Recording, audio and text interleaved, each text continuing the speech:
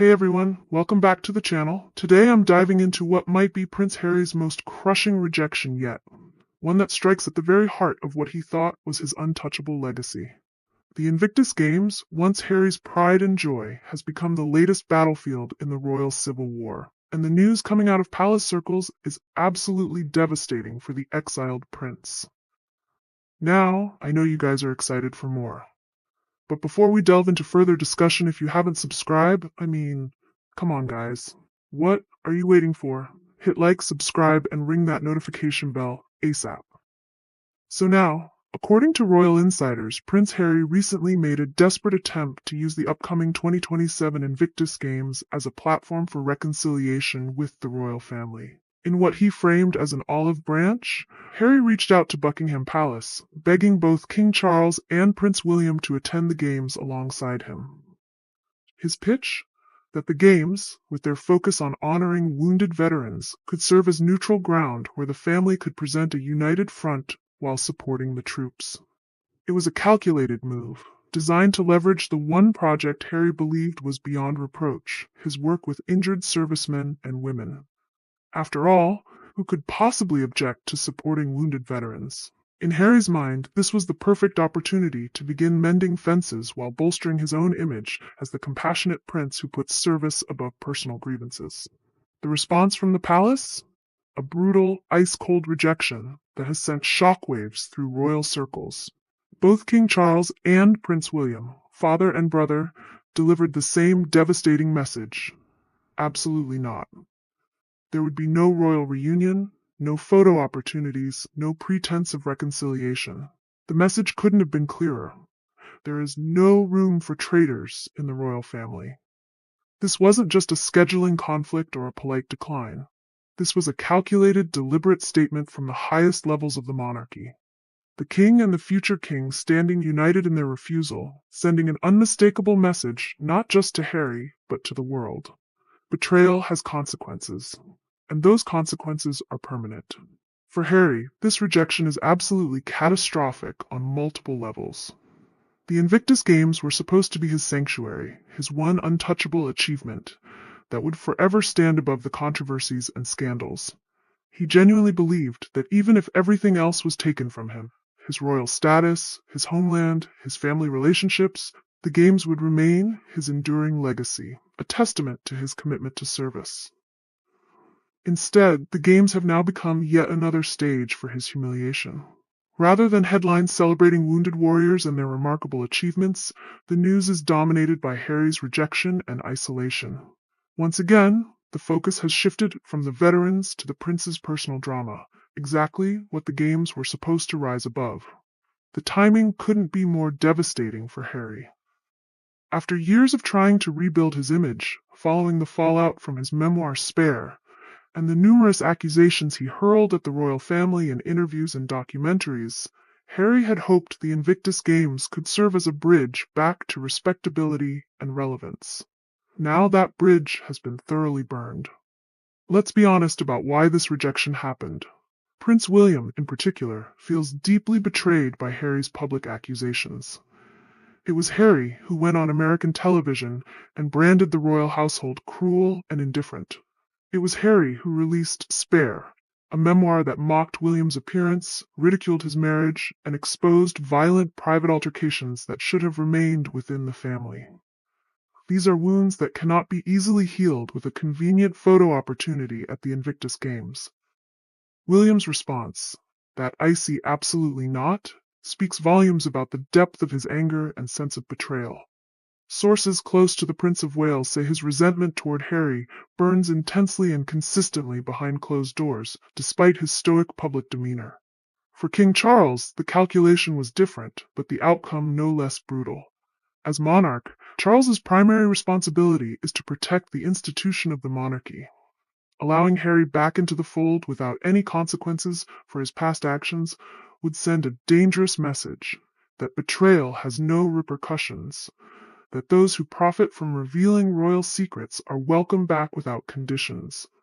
Charles is acutely aware of public sentiment. He knows that many Britons now view Harry as a liability, a source of scandal who has damaged the royal family's reputation.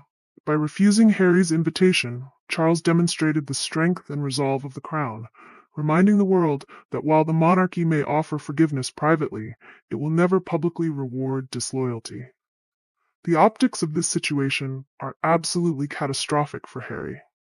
The phrase, "no room for traitors," cuts deeper than any tabloid insult or personal attack.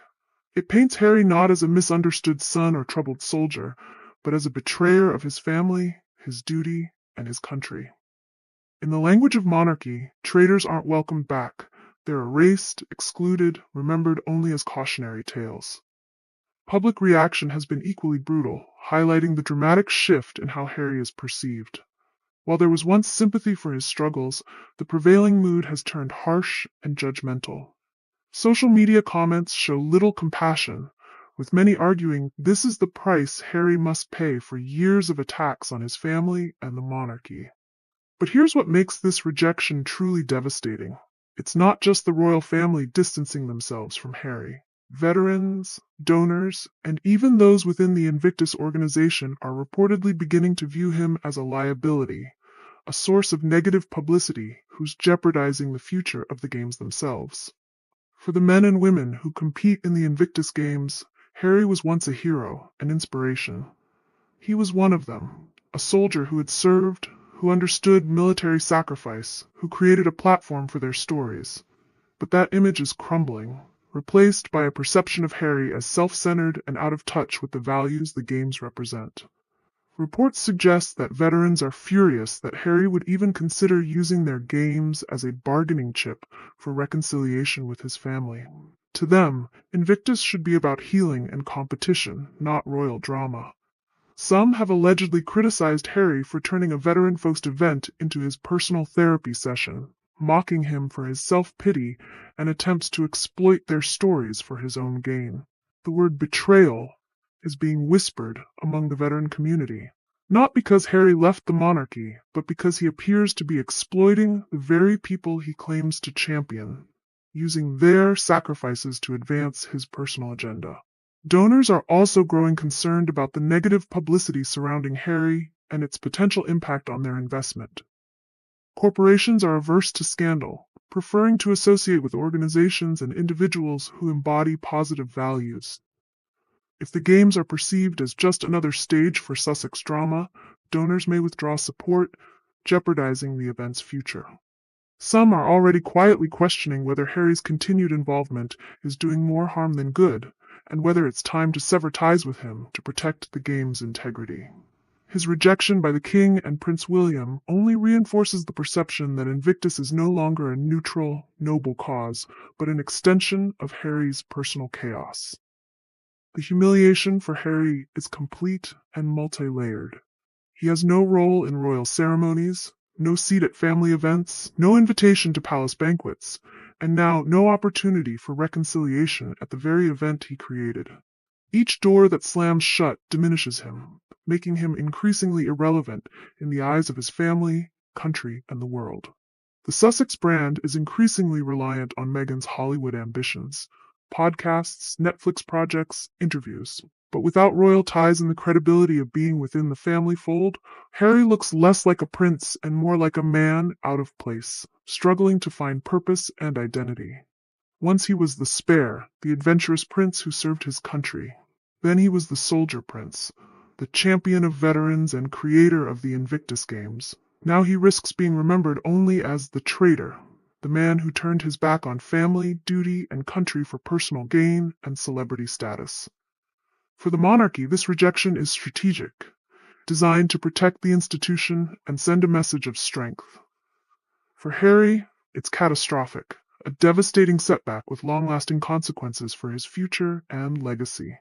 His plea for reconciliation has left him not with forgiveness but with a permanent label, traitor, an outcast no longer welcome within royal circles or among those who serve with honor. The Invictus Games were supposed to be Harry's shield, his redemption, the one project untouched by scandal. But now even that shield is cracking, threatening to expose him to greater scrutiny. With veterans angry, donors nervous, and his family shutting him out, Harry stands more isolated than ever before. The question now is whether he can still claim Invictus as his legacy, or whether the games will move on without him, thriving while he fades into irrelevance. One thing is undeniable. Prince Harry is no longer the soldier prince or the hero of veterans. He is the outsider, the traitor, the man his family doesn't want beside them, even on neutral ground.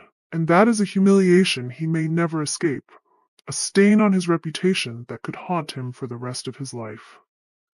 What do you think? Has Harry finally burned the last bridge, or is there still hope for reconciliation with the royal family? Drop your thoughts in the comments below, and don't forget to like and subscribe for more royal bombshells. Ta-ta, and bye for now.